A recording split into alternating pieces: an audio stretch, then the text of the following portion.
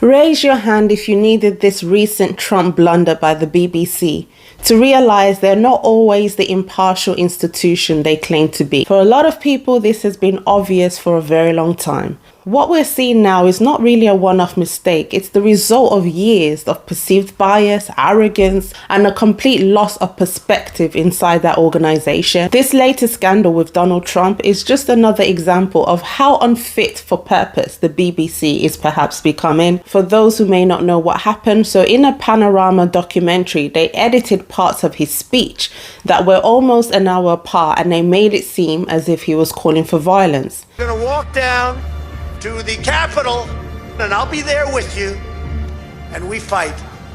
We fight like hell. We're gonna walk down to the Capitol,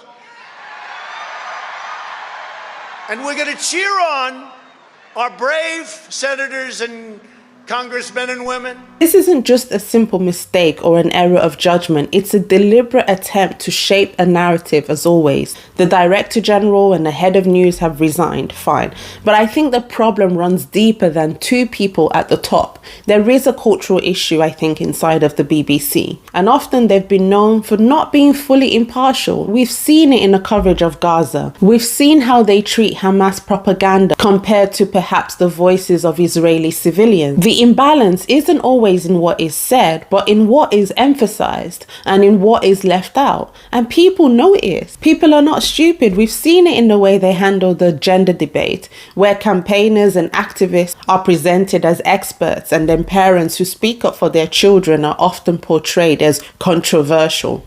And we've seen it again and again whenever ordinary British people raise concerns about the impact of migration on their communities. The BBC often frames those concerns as intolerant rather than recognizing them as valid and deeply felt.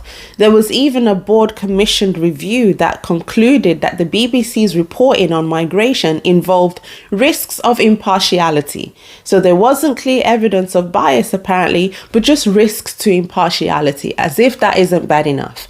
The review found that while the coverage had many strengths, the corporation often told migration stories through a narrow political lens, relying on high-profile voices and failing to reflect the full range of views from affected communities. Then there was this recent case of Martin Croxall, for example. She was a long-standing BBC presenter who came under fire from the corporation after being found to have breached impartiality rules earlier this year. So the incident happened when she corrected the phrase pregnant people to women while reading from the auto cue. Malcolm Mystery, who was involved in the research, says that the aged, pregnant people, women, and those with pre-existing health conditions. The BBC's internal complaints unit said that her delivery, the look on her face, and her tone appeared to suggest a viewpoint in the wider debate of gender identity. This is the world we live in right now. You know, saying women, giving voice back to women is so controversial and wrong. But, and you may not agree with me on this, but I actually understand why the BBC expects its presenters to remain visually neutral when they're reading the news. That's part of what makes broadcasting sort of trustworthy and impartial. So the idea that the person delivering the headlines isn't revealing their personal opinions through tone or expression, it can be a reasonable standard. But I think the question for me now is about consistency. Would the response have been the same if this off-script moment happened on a different subject? For example, if a presenter had shown visible disapproval while talking about the far right, for example, or made a small comment that aligned with a more fashionable view. Would that still have been treated as a serious breach of impartiality, or would that have been quietly overlooked? I'm not so sure. So back to this Trump controversy, many aren't surprised. They've stopped expecting honesty a long time ago, because when a public broadcaster repeatedly misrepresents events, dismisses ordinary people, hides behind the language of public interest, it loses the right to call itself impartial. It becomes part of the political class, another institution that thinks it knows better than the public. The saddest part is that the BBC did stand for something important. It was meant to be a shared space where the country could come together around facts. But that idea has been replaced by a belief that the audience needs to be guided and corrected and handled and managed. Once a broadcaster starts to think like this, then trust is almost impossible to win back. So maybe this moment will force a real conversation about what the BBC has become and whether it still deserves the special place it holds in British life, because the truth is, the issue isn't just one badly edited clip. It's an entire culture that believes and maybe acts like it's beyond scrutiny. And until that changes, no apology or resignation will make any difference.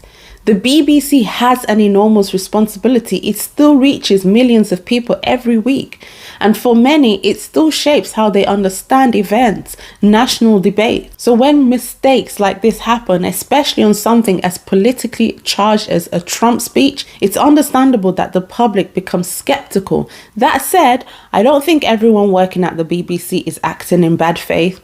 There are many good journalists who take their job seriously and want to get it right, but it's also clear that within the organisation there are certain blind spots, cultural assumptions, internal pressures that influence how stories are framed, whether that's on immigration, gender, international conflict. This moment can be a useful one for reflection, especially because the BBC doesn't operate on its own anymore.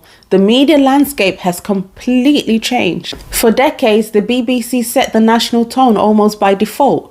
It was where people went first and only for news, analysis and context. That's no longer the case. It now competes with independent journalists, online outlets, podcasts, social media platforms where people can challenge, can correct, even expose mistakes within minutes. Audiences are more active now, more skeptical, far less likely to take things at face value. If anything, this is a reminder that no organization, no matter how established, is beyond scrutiny. Trust isn't automatic anymore. If viewers sense bias or condescension, then they'll find voices that feel more genuine, more willing to tell the truth as it is. And unless it changes course, the BBC will drift further and further into irrelevance, an institution that speaks, but fewer and fewer people bother to listen. What do you think about this? Do you still support the BBC? Should we defund the BBC? Let me know your thoughts in the comments and I shall see you soon.